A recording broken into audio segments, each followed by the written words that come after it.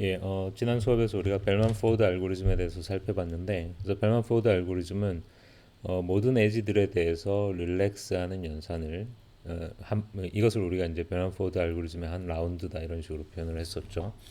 그래서 모든 에지들에 대해서 릴렉스하는 연산을 총 n-1번, 최악의 경우에 n-1번 반복하면 출발점으로부터 다른 모든 노드로의 재단 경로가 다 찾아진다라는 것이 이제 벨만 포드 알고리즘이었습니다. 그래서 시간 복잡도가 오더 오브 nm이 된다라는 것까지 설명을 했고, 이 그림은 이제 실제로 벨만 포드 알고리즘이 실행되는 과정을 이제 하나의 예로 보여주는 것인데, 사실은 벨만 포드 알고리즘은 이렇게 예로 설명하기에는 좀 복잡한 면이 있는 게, 왜 그러냐면 벨만 포드 알고리즘에서는 에지들을 릴렉스 할 때 어떤 에지를 어떤 순서로 릴렉스 해라 뭐 이런 규칙이 정해져 있는 게 아니기 때문에 어떤 순서로 에지들을 릴렉스 하느냐에 따라서 얼마든지 다른 과정, 그러니까 결과는 똑같겠죠. 최단 경로를 구하는 거니까 최종 결과는 똑같지만 그 중간 과정이 다 달라질 수 있기 때문에 이렇게 예로 좀 설명하기에 약간 복잡한 면이 있습니다. 이 그림은 그렇기 때문에 뭐 베런포드 알고리즘이 반드시 이렇게 진행된다 이런 뜻은 아니고, 그냥 베런포드 알고리즘의 어떤 한 가지 실제로는 이제 약간 월스트 케이스에 가까운 그런 실행 예라고 여러분이 보면 되겠습니다.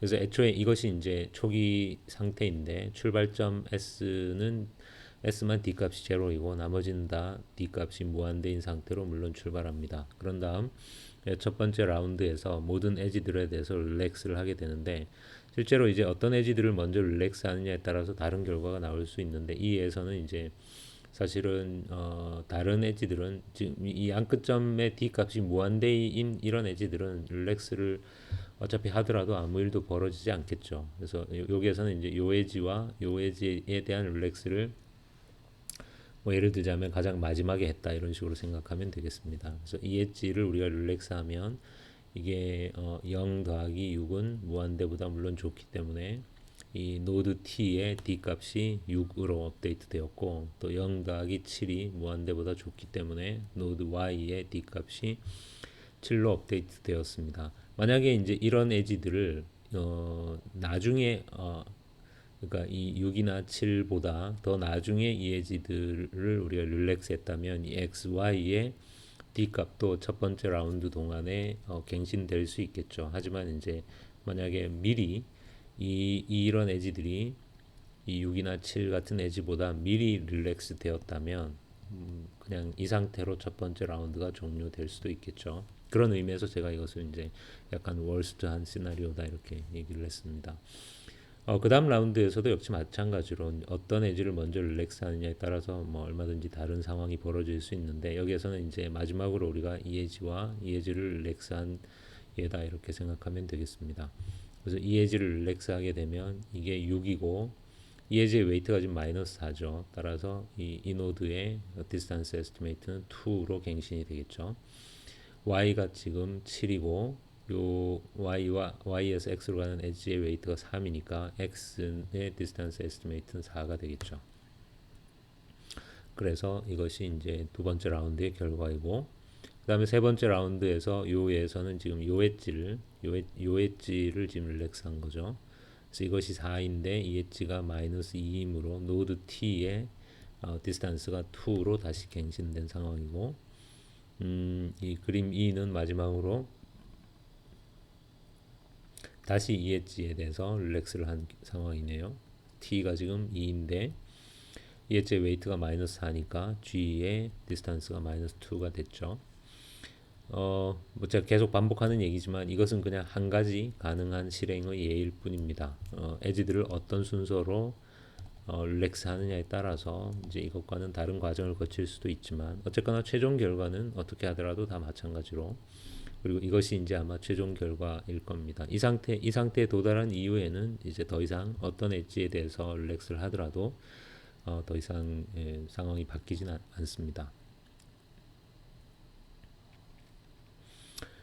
이것이 이제 벨만 포드 알고리즘인데, 사실 벨만 포드 알고리즘은 어떤 그 시간 복잡도라는 측면에서 뭐 그렇게 훌륭한 알고리즘이라고 볼 수는 없습니다. 시간 복잡도가 이제 nm인데, 예를 들면 이제 조금 있다가 우리가 볼 다익스트라 알고리즘 같은 경우에는 시간 복잡도가 n 제곱이거나 혹은 뭐 m log n 이런 시간 복잡도를 가지도록 구현을 할 수 있습니다. 그것하고 비교해 보면 order of nm이라는 시간 복잡도 자체는 그렇게 효율적이라고 할 수는 없죠.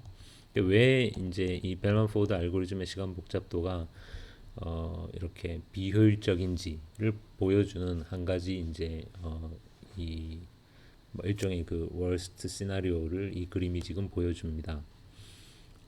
이 그림을 이제 어떤 경우에 벨만포드 알고리즘이 아주 최악의 상황을 겪게 되는지를 이제 설명하기 위한 예인데, 예를 들면 이제 지금 여기에서 노드 S가 출발 노드인데 첫 번째 라운드에서 이 엣지들을 물론 이제 어떤 순서로 릴렉스 했느냐에 따라 뭐 상황이 다를 수는 있지만 D of V가 그냥 1000인 상태로 첫 번째 라운드가 종료될 수 있죠. 예를 들면 이런 엣지들을 이 엣지보다 이쪽에 있는 엣지들보다 미리 릴렉스를 다 하고 마지막에 이제 이쪽 엣지들을 릴렉스를 했다면 DOV가 1000인 상태로 첫 번째 라운드가 종료될 수 있습니다. 그러면 이제 이 DOV가 1000이 되면 사실은 뭐 예를 들면 두 번째 라운드에서 이쪽의 엣지들을 우리가 미리 릴렉스를 했다면 예를 들어서 이 엣지의 웨이트를 우리가 100이라고 가정을 해볼까요? 그럼 이 노드는 이제 1100이 될 거고 또 이 노드가 1100이기 때문에 이쪽에 있는 노드들의 디스탄스가 뭐 1200, 1300 이런 식으로 쭉 이렇게, 그러니까 말하자면 좀 비유적으로 말하자면 이쪽에 있는 노드들은 얘가 이 V가 1000이다 이렇게 말하니까 그걸 믿고 그럼 나는 1100이구나 나는 1200이구나 이런 식으로 자신의 디스턴스 에스티메이트를 쭉 갱신할 수 있다는 거죠. 그런데 문제는 이제 두 번째 라운드에서 첫 번째 라운드에서 이 노드의 디스턴스 에스티메이트는 400이 되어 있겠죠. 왜냐하면 이 엣지에 대해서 릴렉스를 하는 순간 얘는 400이 되고 얘는 200이 되고 얘는 100이 되고 50이 되고 이렇게 될 테니까, 따라서 두 번째 라운드에서 어쨌거나 이 엣지를 우리가 릴렉스를 할 거니까 이 엣지를 릴렉스하는 순간 이 V의 디스턴스는 이제 800으로 떨어지겠죠. 그러면 다시 똑같은 일이 또 반복될 수 있다는 뜻입니다. 그러니까 얘가 800이 되었으므로 얘는 이제 1100이 아니라 900이구나. 그럼 얘는 1200이 아니고 1000이구나. 얘는 또 1100이구나. 이런 식으로 다시 이 V가 800이라는 것을 믿고 이쪽에 있는 모든 노드들이 자신의 디스턴스를 업데이트 하는데, 그런데 이제 다시 그 다음 라운드가 되면 또 이 경로 길이가 600인 경로가 밝혀지게 되고 그러면 얘는 또 800이 아니라 600이구나 이렇게, 그럼 또 얘가 600이므로 또 얘는 900이 아니라 700이구나 뭐 이러면 뭐 이런 식으로, 그러니까 이쪽에 있는 노드들의 입장에서는 이 노드 V의 디스턴스 에스티메이트가 1000에서 800으로 600으로 그 다음에 400으로 250으로 이런 식으로 한 번씩 업데이트 될 때마다 이쪽 동네 전체가 한 번씩 이렇게 들썩들썩 할 수 있겠죠. 그러니까 뭔가 불필요한 불필요한 계산을 계속 할 수 있다는 거죠. 그러니까 이런 일이 벌어지는 이유는 뭐 그러니까 사실은 이제 요 예의 경우에는 우리가 요 엣지에 대한 릴렉스를 어, 불필요하게 너무 자주 했기 때문이다 이렇게 생각할 수 있습니다. 그러니까 요 엣지에 대해서 릴렉스하는 일을 이렇게 디스턴스 V가 이렇게 갱신될 때마다 계속해서 하지 말고, 예를 들면 그냥 안 하고 기다렸다가 나중에 이 디스턴스 V가 최종적으로 이호에선 250이 되었을 때 그때 이 엣지에 대해서 딱 릴렉스를 한 번만 한다면 그러면 얘는 그냥 무한대이다가 한 번에 그냥 350으로 이렇게 딱 그 갱신이 되고, 그러면 이쪽 노드들이 불필요하게 여러 번 반복적으로 자신의 디스턴스를 업데이트하는 일을 우리가 피할 수 있겠죠. 그러니까 사실은 이것이 이제 벨만포드 알고리즘으로부터 우리가 다익스트라의 알고리즘으로 넘어가는 가장 그러니까 뭐라고 해야 되죠? 어떤 동기다 이렇게 설명할 수 있습니다. 그러니까 다익스트라의 알고리즘은 그냥 이 그냥 이 노드들에 대한 어떤 릴렉스를 반복해서 최단 경로를 구한다는 점에서 이 벨만포드 알고리즘과 마찬가지인데, 다만 그냥 아무 노드나 이렇게 매 라운드에서 아무 엣지에 대해서나 릴렉스를 하지 않고 대신 어떤 특별한 조건을 만족하는 엣지에 대해서만 릴렉스를 하도록 이렇게 어떤 규칙을 정했다고 해야 하나요? 그것이 바로 이 다익스트라의 알고리즘입니다. 그래서 다익스트라 알고리즘을 먼저 이제 알고리즘 자체를 설명하기 전에 그냥 그림으로 먼저 다익스트라 알고리즘이 어떻게 진행되는지를 그냥 이 간단한 예로 설명을 해보면 역시 마찬가지 베널포드 알고리즘과 마찬가지로 일단 초기화는 똑같습니다. 출발 노드만 디스턴스 에스티메이트가 제로고 나머지는 다 무한대인 상태에서 출발을 해서 이제 첫 번째 라운드에서 에지들에 대해서 릴렉스를 하는데 단 다익스트라의 알고리즘은 모든 에지들에 대해서 릴렉스를 하는 게 아니라 현재 이 노드들 중에서 이 디스턴스 값이 최소인 노드를 찾습니다.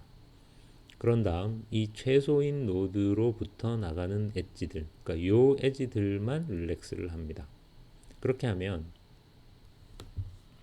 그러니까 이 예에서는 이제 우리가 이 S로부터 나가는 엣지가 이 두 개니까 이 둘에 대해서 릴렉스를 하면 이 노드는 무한대에서 이제 디스턴스가 10이 될 거고 얘는 5가 되겠죠. 그리고 나머지 노드들은 그냥 릴렉스 하지 않습니다. 그냥 아예 무시하고 이 두 개의 노드에 대해서만 릴렉스를 하는 것이 예, 다익스트라 알고리즘의 한 라운드입니다. 그러고 나면 이제 두 번째 라운드에서는 다시 이 노드들 중에서 이제 디스턴스가 최소인 현재 이 디스턴스가 최소인 애를 찾는데 여기서 이제 다익스트라 알고리즘의 매우 중요한 관찰 중에 하나는 이미 아까 좀 전 이전 라운드에서 선택이 되어서 디스턴스가 최소인 노드로 선택이 되어서 거기서 나가는 엣지들을 릴렉스한 이 노드는 두 번 선택할 필요가 없다라는 것입니다. 왜 그러냐면 이 노드의 최단 경로는 현재 이 노드가 가지고 있는 디스턴스 s가 바로 출발점에서 이 노드까지 가는 최단 경로의 길이다 라는 것이 이제 다익스트라 알고리즘이 기반하고 있는 이제 핵심 정리입니다. 그러니까 이 예에서는 이제 첫 번째 라운드에서는 당연하죠. 우리가 첫 번째 라운드에서 출발점을 선택을 했고 그럼 출발점이 처음에 가지고 있던 DS는 물론 제로이고 그것은 물론 출발점에서 자기 자신으로 가는 최단 경로의 길이인 거니까 그러니까 이 다익스트라의 알고리즘에서 D 값이 최소인 노드로 이 선택한 노드의 경우에는 그 노드가 그 시점에서 가지고 있던 이 D 값이 바로 출발점에서 그 노드까지 가는 최단 경로의 길이이므로 이 노드의 디스턴스 값이 새롭게 갱신될 일은 없다라는 거죠. 따라서 이 노드로부터 나가는 엣지를 우리가 다시 릴렉스할 아무 이유가 없다는 것입니다. 왜냐하면 이 노드의 D 값이 고정되어서 더 이상 변하지 않았다면 이 엣지에 대해서 릴렉스를 하더라도 두 번 하는 게 아무 의미가 없죠. 이 엣지에 대한 릴렉스라는 것은 이 노드의 디스턴스를 이 노드의 디스턴스 더하기 엣지 웨이트로 하는 건데 이 엣지의 웨이트라는 건 어차피 고정이고 이 노드의 디스턴스 값이 갱신되지 않는 한은 이 엣지에 대해서 릴렉스를 하는 이 릴렉스를 두 번 하는 것은 아무 의미가 없기 때문에 그래서 좀 더 정확하게 말하자면 이렇게 한번 선택이 되어서 거기서 나가는 엣지들을 릴렉스한 노드들은 더 이상 이제 선택의 대상에서 제외됩니다. 그래서 제가 이 그림에서는 이렇게 빨갛게 칠을 하겠습니다. 그래서 다익스트라 알고리즘에서는 매 라운드에서 이렇게 빨갛게 칠한 노드는 제외하고 나머지 노드들 중에서 디스턴스가 최소인 노드를 찾습니다. 그러면 역시 마찬가지로 이 노드가 현재 가지고 있는 이 디스턴스 값은 바로 출발점에서 이 노드까지 가는 최단 경로의 길이다 라는 것이 이제 다익스트라 알고리즘의 가장 중요한 정리라고 했죠. 그러니까 이 경우에 이 5는 얘가 가지고 있는 이 10은 꼭 출발점에서 이 노드까지 가는 최단 경로의 길이라고 우리가 보장할 수 없습니다. 실제로도 그렇죠. 왜냐하면 이게 5, 3 이렇게 가면 8이니까. 하지만 현재 이 하얀 노드들 중에서 디스턴스가 최소인 애는 얘고 얘의 디스턴스가 5인데 얘가 가지고 있는 이 5는 출발점에서 여기까지 가는 최단 경로의 길이다 라는 거죠. 물론 좀 이따 우리가 그것을 증명할 것입니다. 일단 그것이 이제 다익스트라 알고리즘이 기반하고 있는 정리다라는 거고 그렇다면 이제 이 노드를 우리가 빨간색으로 칠해도 됩니다. 왜냐하면 이제 이 노드에서 나가는 엣지들을 우리가 지금 릴렉스를 해줄 거기 때문에 그래서 이 노드를 선택한 후에 이 노드에서 나가는 엣지들에 대해서 우리가 릴렉스를 하면 얘는 이제 5 더하기 2 해서 7이 되겠죠. 그리고 얘는 원래 지금 현재는 10인데 5 더하기 3 해서 8이 더 좋으니까 8로 업데이트 될 거고 그 다음에 이 엣지에서 이 노드는 9로 업데이트 되겠죠. 그리고 이 노드는 이제 이 노드가 현재 가지고 있는 5는 최단 경로의 길이고, 따라서 이 5가 5보다 더 작은 값으로 업데이트 될 일은 없다는 거죠, 앞으로. 그렇기 때문에 이 에지들을 우리가 다시 업데이트 할 일, 다시 릴렉스 할 일도 없다라는 것입니다. 이제 다시 하얀 노드들 중에서 이제 세 번째 라운드죠. 하얀 노드들 중에서 디스턴스가 최소인 것은 이 노드죠. 그래서 이 노드를 선택하고, 이 노드도 역시 빨갛게 칠하고, 이 노드에서 밖으로 나가는 엣지들에 대해서 우리가 릴렉스를 해보면, 이게 7 더하기 6이니까 13은 9보다 못하니까 상관이 없고, 그 다음에 물론 이것도 마찬가지입니다. 7 더하기 7, 14는 0보다 못하니까 이것은 당연한 거고, 그래서 이 노드에 대해서 우리가 제가 실수를 했네요. 이게 9가 아니라 지금 14죠.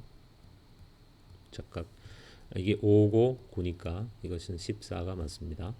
그래서 7에 대해서 이렇게 릴렉스를 하면 이게 이제 14가 아니라 13으로 업데이트 되겠죠. 제가 설명을 조금 착하게 했는데, 아까 9가 아니라 14였죠. 제가 이 9를 그대로 썼는데 그게 아니라 5 더하기 9를 해야 되니까 14였고, 근데 지금 이 노드에서 이 엣지에 대해서 릴렉스를 하면 이제 14가 아니라 13으로 업데이트 되겠죠. 그 다음에 다시 남은 노드들 중에서 디스턴스가 최소인 것은 지금 이 노드고, 그래서 이 노드를 선택을 하고 다시 이 노드에서 밖으로 나가는 엣지들에 대해서 우리가 릴렉스를 하면 8 더하기 1이니까 13에서 다시 9로 릴렉스가 되겠죠. 나머지 엣지들은 릴렉스를 해도 어차피 아무 변화가 없고, 그래서 마지막으로 이제 이 노드가 선택이 되고, 이제 모든 노드들이 선택이 되었으므로 알고리즘이 종료됩니다. 그리고 이 시점에서 각각의 노드들이 가지고 있는 이 D 값이 바로 최단 경로의 길이, 출발점 S로부터 그 노드까지의 최단 경로의 길이가 된다라는 게 다익스트라의 알고리즘입니다. 예를 들어서 우리가 좀 전에 봤던 이 벨만 포드 알고리즘에서의 그 월스트 시나리오에 금방 설명한 이 다익스트라 알고리즘을 적용을 해보면 맨 처음에 이제 S만 제로고 나머지는 다 무한대이니까 첫 번째 라운드에서 이 노드 S가 선택이 되겠죠. 그런 다음 S에서 나가는 엣지들에 대해서 릴렉스를 하게 되니까 노드 V는 D 값이 1000이 되고, 얘는 400이 되고, 얘는 200이 되고, 얘는 100이 되고, 얘는 50이 되고, 이렇게 되겠죠. 이제 그 다음 라운드에서 아까 벨만 포드 알고리즘처럼 모든 엣지에 대해서 릴렉스를 하는 게 아니라 현재 이 노드들 중에서 D 값이 최소인 노드를 찾아서 이 노드에서 나가는 엣지들에 대해서만 릴렉스를 하니까 요 엣지에 대해서만 릴렉스가 일어나겠죠. 그래서 이 노드는 이제 100이 될 거고, 그 다음 라운드에서는 이제 100짜리가 두 개니까 뭐 둘 중에 누구를 먼저 선택하느냐에 따라서 이제 과정은 달라지겠지만, 우리에서는 얘를 먼저 선택을 했다고 가정을 해보죠. 그러면 이 엣지에 대해서 릴렉스를 할 거고, 그러면 이 노드의 디스턴스 값은 200이 되겠죠. 그 다음 라운드에서는 다시 얘가 이제 100이 가장 작은 거니까 이 엣지에 대해서 릴렉스를 하면 얘는 150이 될 거고, 그 다음 라운드에서는 또 이 150이 가장 작으니까 이 엣지에 대해서 릴렉스를 하면 얘가 200이 될 거고, 그 다음 라운드에서는 이제 200짜리가 지금 3개나 되니까 그 중에 뭘 하느냐에 따라 달라지겠지만, 예를 들어서 뭐 얘를 먼저 했다면 얘가 400이 될 거고, 그 다음에는 얘를 했다면 얘는 300이 될 거고, 그 다음에는 이제 얘가 200이니까 얘가 250이 되겠죠. 이렇게. 그래서 일단 이 노드의 디스턴스 에스티메이트가 아까처럼 1000에서 800, 600, 400 이런 식으로 여러 단계를 거치지 않고 1000에서 바로 250으로 훨씬 단축되었다는 걸 알 수 있고, 그 다음에 이제 노드들 중에서 디스턴스가 최소인 건 지금 얘니까 그때 이제 요 에지에 대해서 최초로 릴렉스가 일어나겠죠. 그리고 잘 보면 이 노드의 250은 이미 출발점에서 이 노드까지 가는 최단 경로의 길이죠. 따라서 노드 V의 디스턴스 에스티메이트 250이 더 작은 값으로 업데이트 될 일은 없죠. 따라서 이 엣지에 대한 릴렉세이션이 사실 한 번만 딱 일어나니까 이쪽에 있는 노드들이 불필요하게 반복적으로 자신의 디스턴스 값을 업데이트하는 일이 피해지겠죠. 이것이 이제 다익스트라 알고리즘의 어떤 그 메커니즘입니다. 어, 이제 다익스트라 알고리즘을 이렇게 그냥 하나의 예를 가지고 간단하게 설명을 해봤는데 이제 조금 더 포멀하게 다익스트라 알고리즘을 이제 설명을 해보겠습니다. 일단 다익스트라 알고리즘은 기본적으로 음수 가중치가 없다라고 가정을 합니다. 음수 가중치가 있으면 좀 전에 말한 이런 그 다익스트라 알고리즘의 핵심 정리들이 성립하지 않습니다. 다익스트라 알고리즘에서는 이렇게 이제 우리가 이 그림에서 이렇게 빨갛게 칠한 노드들을 제가 여기에서는 집합 S라고 부르겠습니다. 그래서 이 집합 S에 속한 노드들은 어떤 특성을 가지고 있느냐면 이미 최단 경로의 길이를 알아낸, 그러니까 다르게 말하자면 그 노드가 가지고 있는 D 값이 실제로 그 노드까지 가는 최단 경로의 길이인 그런 노드들의 집합이 S가 됩니다. 맨 처음에는 이제 물론 실제로는 맨 처음에 S는 공집합에서 출발을 합니다. 이 설명 제가 약간 잘못 썼는데 맨 처음에 S는 공집합에서, 그러니까 맨 처음에 시작점은 이제 우리가 아무것도 모르는 거니까 S는 공집합에서 시작을 하고 그 다음에 이제 우리가 S에다가 하나씩 아까 그림에서 이렇게 노드들을 하나씩 빨갛게 이렇게 색칠을 한 것처럼 이 S에다가 노드를 하나씩 하나씩 추가해서 이 모든 노드들이 다 빨갛게 칠해지면 즉 이 S 집합 S의 크기가 n이 되면 종료된다 이렇게 생각하면 되겠습니다. 그래서 어쨌거나 이제 중요한 건 다익스트라 알고리즘이 진행되는 그 과정에서 어떤 한 시점에 집합 S는 이런 조건을 만족하는, 즉 그 노드의 디스턴스 에스티메이트가 실제 최단 경로의 길이가 되는, 즉 그 노드까지 가는 최단 경로의 길이가 이미 밝혀진 노드들의 집합이다 라고 생각하면 됩니다. 그 다음에 이제 S에 속하지 않은 노드들, 그러니까 이 S에 속한 노드들의 D 값은 그냥 출발점에서 그 노드까지 가는 최단 경로의 길이입니다. 그러면 S에 속하지 않은 노드들의 D 값은 뭐냐? 이 S에 속하지 않은 노드들의 D 값은 출발점에서 그 시점에서 이 S에 속한 노드들만 지나서 그 노드까지 가는 최단 경로의 길이입니다.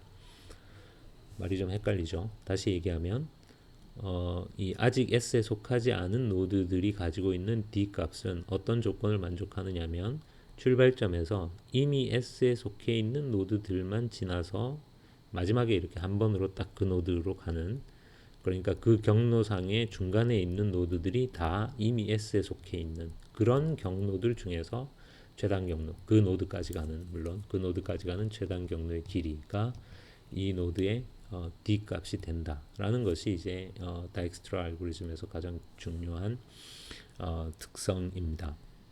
물론 이것은 또 우리가 증명해야 될 대상이기도 하고요.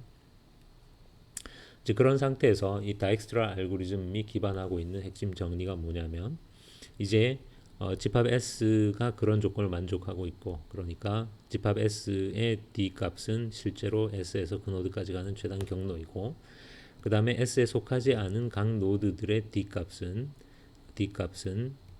S에서 이미 S에 속한 애들만 지나서 그 노드까지 가는 경로 중에는 가장 짧은 경로의 길이다라는 조건을 우리가 만족한다라는 가정하에서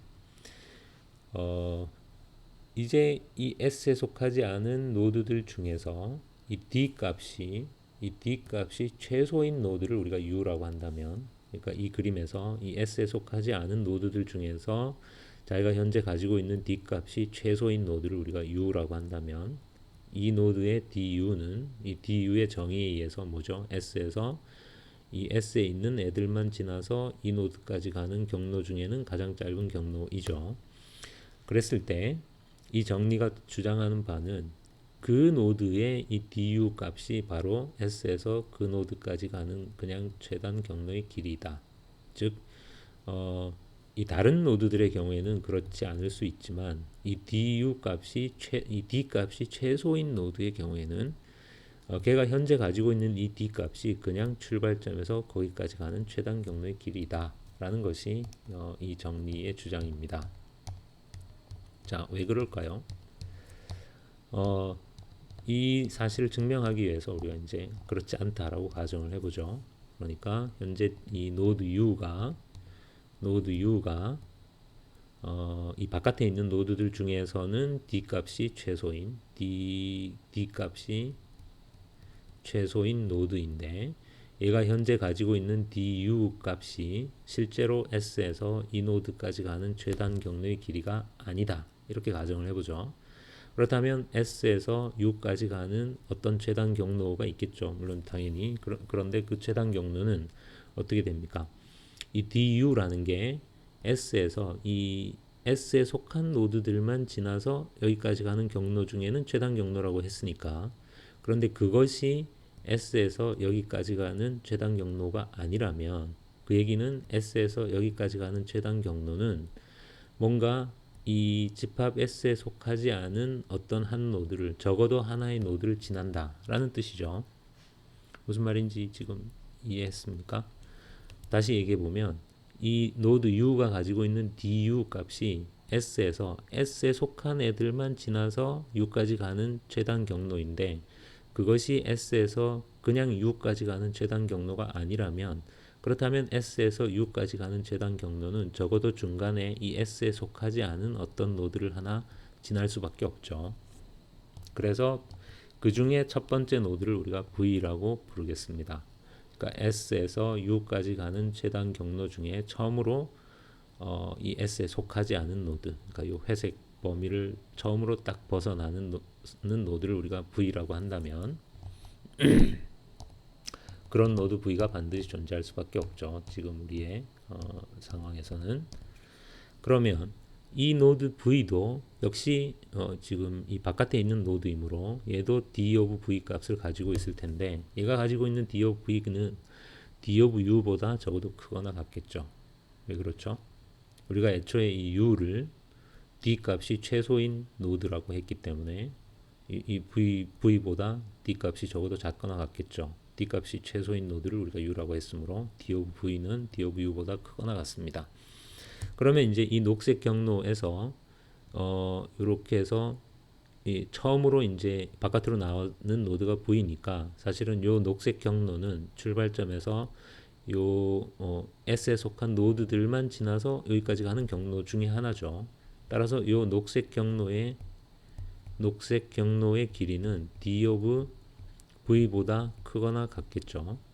왜냐하면 얘도 D of V라는 게 S에서 요 S에 속한 노드들만 지나서 여기까지 오는 경로 중에는 최단 경로의 길이라고 했으니까 녹색 경로도 그 중에 하나이죠. 따라서 녹색 경로의 길이는 D of V보다 크거나 같고 그 다음에 따라서 이 녹색 전체 경로의 길이는 D of V 더하기 요 엣지의 웨이트보다 녹색 이 전체 경로의 길이는 D of V 더하기 여기서 V에서 다시 U까지 가는 경로의 길이보다 크거나 같은데 이것은 당연히 D of U보다 크거나 같겠죠. 왜냐하면 D of V 자체가 D of U보다 크거나 같기 때문에 따라서 이 녹색 경로가 최단 경로다라는 사실이 지금 모순이 되는 거죠.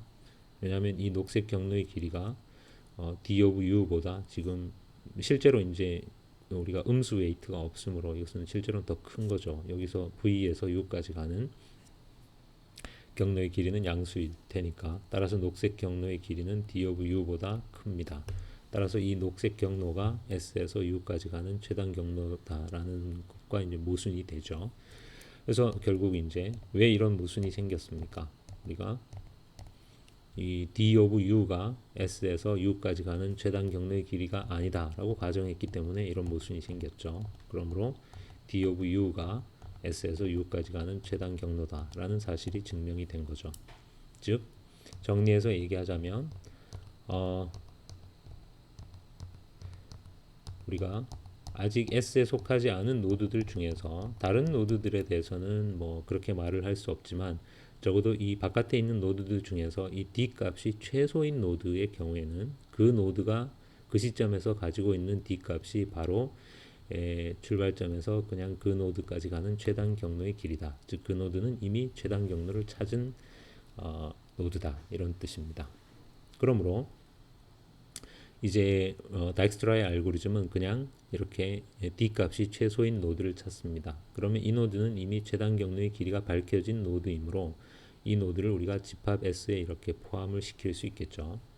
집합 S에 이렇게 포함을 시켜 아까 뭐 집합 S에 속한 노드들은 이미 D of V가 델타 SV가 된, 즉 최단 경로의 길이가 이미 밝혀진 노드들의 집합이라고 했죠. 근데 U가 바로 그런 노드이므로 U도 거기에 추가를 했습니다. 그런데 다익스트라의 알고리즘이 지속되기 위해서는 S에 속하지 않은 노드들의 D 값은 항상 어떤 조건을 만족해야 합니까? S의 출발점에서 이 S에 속한 노드들만 지나서 그 노드까지 가는 최단 경로의 길이여야만 하죠. 그런데 금방 이렇게 좀 전까지는 요게 S였는데 요게 집합 S였는데 지금 새로운 노드가 하나 S에 추가가 되었죠. 따라서 상황이 바뀌었죠. 상황이 바뀌었으므로 이 다른 노드들의 디스탄스 에스티메이트 값을 우리가 다시 업데이트를 해줘야 되겠죠. 왜냐하면 얘의 d of v는 S에서 이 회색 존 안에 있는 노드들만 지나서 이 노드까지 가는 경로 중에 최단 경로의 길이여야 되는데 지금 이 회색 존에 노드가 하나 추가되었으므로 이 dv 값은 뭔가 수정이 필요하다는 거죠. 그러면 이제 이 dv 값을 어떻게 업데이트 할 건가를 생각을 해보면 그것이 이제 아주 간단한 일이라는 거죠. 왜 그러냐면 잘 생각해 보면 이 노드가 좀 전까지 가지고 있던 dv 값은 이 노드 u가 S에 포함되기 이전에 S에서 이 안에 있는 노드들을 지나서 여기까지 가는 최단 경로의 길이었습니다. 그런데 상황이 바뀐 건 오로지 노드 u가 여기에 새로 추가된 것밖에 없기 때문에 우리는 이 d of v를 완전히 새로 계산할 필요가 없고, 그러니까 S에서 u를 거쳐서 이렇게 오는 것이 이제 U를 거치지 않고 오는 것보다 더 나은지 그것만 검사하면 된다는 거죠. 근데 이미 이 노드 U에 대해서는 우리가 D of U가 S에서 U까지 가는 최단 경로의 길이이므로 결국 지금 현재 이 D of V와 뭐를 비교하면 되느냐면 D of U 더하기 W의 UV, 그러니까 S에서 먼저 U를 거쳐서 U에서 V로 오는 것이 이 U를 거치지 않고 그냥 기존에 알고 있던 경로로 오는 것보다 만약에 더 좋다면 그러면 이제 D of V는 이 새로운 값으로 업데이트 해주면 되겠죠. 그러면 계속해서 이 노드의 D 값은 이 출발점에서 S에 속한 노드들만 지나서 자기 자신까지 이루는 경로 중에 최단 경로의 길이다라는 그 루프 인베리언트가 계속해서 유지된다라는 걸 알 수 있습니다. 그런데 이 연산이 바로 뭡니까? 요 엣지에 대한 릴렉스 연산이죠. 그래서 다익스트라의 알고리즘은 이렇게 D 값이 최소인 엣지를 노드를 선택을 하고 그리고 그 노드를 집합 S에 포함을 시킨 후 그 노드로부터 나가는 엣지들에 대해서 한 번씩 릴렉스를 해주면 다시 또 새로운 라운드로 넘어간다, 이런 뜻입니다. 수도 코드를 보기 전에 먼저 이제 아까 그 벨만 포드 알고리즘에서 사용했던 똑같은 예제로 이제 다익스트라의 알고리즘을 다시 한번 실행을 해보면 먼저 자 이런 상황이었죠. 그러니까 출발점만 디스탄스가 제로이고 나머지들은 다 디스탄스가 무한대이고 물론 각 노드의 파이 값도 이제 처음에는 다 넣어린 상황입니다. 그런 상황에서 다익스트라의 알고리즘은 일단 디스탄스가 최소인 노드를 고릅니다. 그러면 좀 전에 정리가 뭐였죠? 이 디스탄스가 최소인 노드가 현재 가지고 있는 D 값이 바로 출발점에서 자기 자신까지 가는 최단 경로의 길이다라는 거죠. 이것은 초기 상태에서는 당연히 성립합니다. 왜냐하면 초기 상태에서는 디스탄스가 최소인 노드는 그냥 출발점 자신이므로 0이 바로 출발점에서 자기 자신까지 가는 최단 경로의 길이고 이런 것들이 이제 당연히 성립하겠죠. 그러면 이제 이 노드는 집합 S에 속하는 거고 그러고 나면 다시 다른 노드들의 아직 집합 S에 속하지 않은 노드들의 D 값을 우리가 갱신해 줘야 되는데 이 D 값을 갱신하기 위해서 우리가 해야 될 일은 이 집합 S에 포함된 노드로부터 나가는 엣지들에 대해서만 릴렉스를 해주면 된다는 거죠. 그래서 이 노드의 웨이트가 디스탄스가 10이 되고 이 노드는 5가 되고 이렇게 이것이 이제 다익스트라 알고리즘의 첫 번째 라운드입니다. 그러고 나면 이 노드는 더 이상 우리가 고려할 필요가 없다는 거죠. 왜냐하면 이 노드의 D 값은 이미 자기 자신을 이미 최단 경로의 길이고 그리고 다시는 이 노드의 D 값이 이제 갱신되지 않을 것이므로 이 노드로부터 나가는 에지들을 릴렉스하는 일은 더 이상 아무 의미가 없겠죠. 그래서 다시 이 나머지 노드들 중에서 디스탄스가 D 값이 최소인 노드를 고르면 이 노드이고 그러면 이 노드가 현재 가지고 있는 이 O가 바로 출발점에서 이 노드까지 가는 최단 경로의 길이다라는 거죠. 이것이 우리가 증명한 정리입니다. 그런 다음 이제 이 노드에서 밖으로 나가는 에지들에 대해서만 릴렉스를 해주면 됩니다. 그러면 이 노드는 이제 8이 될 거고 10 대신에 5 더하기 3에서 8이 될 거고 이 노드는 5 더하기 2에서 7이 되겠죠.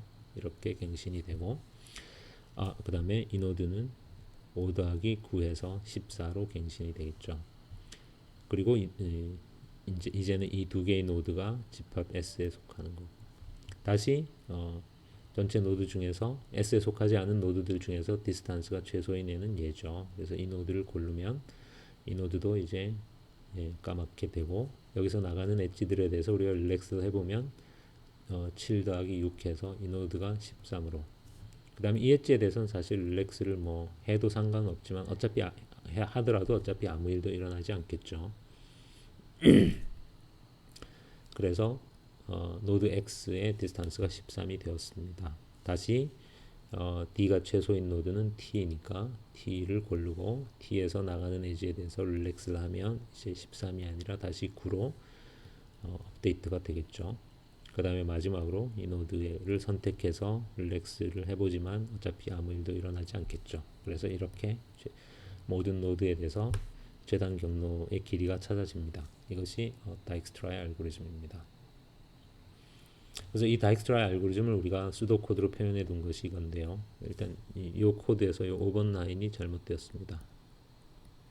점의 S는 그냥 공집합에서 시작합니다. 일단 이제 6번 라인까지가 초기화에 해당된다고 보면 됩니다. 그래서 일단 모든 노드들에 대해서 디스탄스를 무한대로 파이는 널로 이렇게 초기화를 하고 집합 S는 공집합으로 그 다음에 이제 출발 노드에 대해서만 디스탄스를 제로로 이렇게 여기까지가 다 초기화하는 작업이고요. 그 다음은 이제 그림에서 설명한 것처럼 우리가 노드를 하나씩 선택해서 이 그림에서는 이렇게 빨갛게 우리가 색칠을 해준 것처럼 이렇게 빨갛게 색칠을 하는 것처럼 노드들을 하나씩 선택해서 그 모든 노드들이 집합 S에 포함되면 알고리즘이 종료합니다. 그래서 이 while문은 일단 집합 S의 모든 노드들이 포함될 때까지 반복하는데 각 단계에서 집합 S에 속하지 않은 노드들 중에서 디스탄스 값이 최소인 노드를 찾는 거죠. 그래서 그 최소인 노드를 우리가 U라고 하겠습니다. 그러면 일단 여기서 우리의 정리가 증명한 게 뭡니까? 이 D of U는 바로 델타 오브 SU다. 그러니까 얘가 현재 가지고 있는 디스탄스 값이 바로 출발점으로부터 그 노드까지 가는 최단 경로의 길이다 라는 것이 우리가 조금 전에 증명한 정리입니다. 따라서 그 노드 U는 이제 S에 포함을 시키고 그러고 나면 다른 노드들의 디스탄스 값을 우리가 갱신을 해야 되는데 그래서 금방 선택된 노드가 U라면 이 U에서 나가는 엣지들에 대해서 한 번씩 릴렉스를 해주면 된다라는 거였죠. 그 얘기를 그냥 다르게 써놓은 것입니다. U에 인접한 각각의 노드 V에 대해서 이 V가 이미 S에 속해 있다면 설사 릴렉스를 하더라도 어차피 아무 변화도 일어나지 않기 때문에 우리는 S에 속하지 않은 노드 V에 대해서만 요게 바로 릴렉스죠. 요게 바로 우리가 앞에서 정의했던 릴렉스 오퍼레이션입니다. 그래서 그 노드가 현재 가지고 있는 디스탄스가 U의 디스탄스 더하기 U와 자신을 잇는 엣지의 웨이트보다 더 못하다면 그 값으로 갱신하고 그러면 이제 그 노드의 파이가 프리디세서가 U가 되고 이렇게 그 노드들에 대해서 릴렉스를 하면 된다라는 뜻입니다. 이것이 다익스트라의 알고리즘입니다. 이제 이 알고리즘의 시간 복잡도를 생각해 보면 초기화하는 부분의 시간 복잡도는 어차피 있다 해서 order of n이고 이 while문은 정확히 n-1번 반복, n번 반복되겠죠.